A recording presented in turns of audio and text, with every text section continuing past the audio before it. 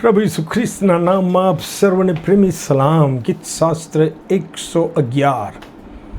ઇબ્રાહિમ, ઈસાક અને યાકૂબ સાથે ઉદ્ધારનો કરેલો કરાર પાળવા ઇસરાયેલી લોકો માટે યહોવા ઈશ્વરે જે કાર્યો કર્યા તે કાર્યોને ગીત કરતા ગીતમાં મહાન, તેજસ્વી, શોભાયમાન, ચમત્કારી, પરાક્રમી, સત્ય તથા ન્યાયી કાર્યો તરીકે ઓળખાવે છે. યહોવાના કૃત્યો કૃપા અને દયાથી ભરપૂર છે. યહોવાએ મૂસાને દર્શન આપીને ઇસરાયેલી લોકો માટેની ઉદ્ધારની યોજના જાહેર કરી એ નિર્ગમન 3 અને 8 વાંચવા મળે છે. લખ્યું છે, અને મિસ્રીઓના હાથમાંથી તેઓને છોડાવવાના માટે તે દેશમાંથી તેઓને કાઢીને એક સારો તથા વિશાળ દેશ, બલકે દૂધ મધની રેલમછેલવાળો દેશ, જ્યાં વિદેશીઓ એટલે કે કનાની તથા હિત્તી, અમોરી, પરિઝી, હિવી, યબુસી લોકો રહે છે, ત્યાં તેમને લઈ જવાના માટે હું યહોવા ઉતર્યો છું. ઇતિહાસ સાક્ષી છે કે યહોવાએ પોતાની કૃપા, દયા અને વિશ્વાસુપણામાં આ વચન પોતાના પરાક્રમી કૃત્યો વડે પૂરું કર્યું અને ઇસરાયેલી લોકોને વિદેશીઓના દેશમાં વસાવ્યા. આ સત્ય યાદ કરીને ગીત કરતા ગીત શાસ્ત્ર 111 અને 8 લખે છે કે વિદેશીઓનો વારસો પોતાના લોકોને આપીને તેમણે એટલે કે યહોવાએ તેઓને પોતાના કામોનું પરાક્રમ દેખાડ્યું છે. હાલેલુયા.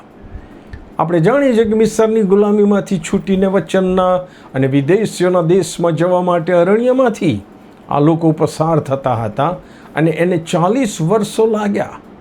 આ સમયમાં યહોવાએ ઇસરાયેલ લોકોની દૈહિક જરૂરિયાતો તો પૂરી પાડી, એટલું જ નહીં, પણ તેમની આત્મિક કાળજી લેવા માટે મુસાફરીની શરૂઆતમાં જ કરારના વચનો, નિયમ શાસ્ત્ર પણ આપ્યા અને તેને આત્મિક ખોરાક તરીકે ઓળખાયો. પુનર્નિયમ 8 અને 3 યહોવા કહે છે, માણસ ફક્ત રોટલીથી જ જીવતું નથી, પણ યહોવાના મુખમાંથી નીકળતા પ્રત્યેક વચનથી માણસ જીવે છે.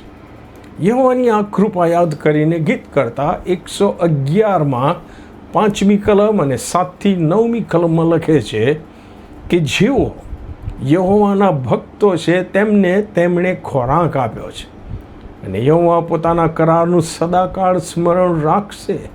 તેમના હાથના કામ સત્યતા અને ન્યાય છે.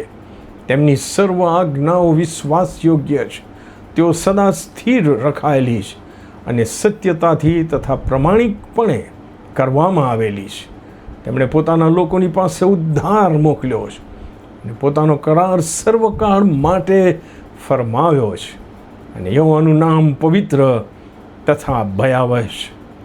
ગીત કરતા પોતાના લોકોનો ઇતિહાસ અને યહોવાની કૃપા અને વિશ્વાસુપણાને પોતે યાદ કરે છે અને પોતાના લોકોને પણ યાદ કરાવે છે કે જેથી યહોવાની આભાર સ્તુતિ સર્વ સાથે મળીને કરે.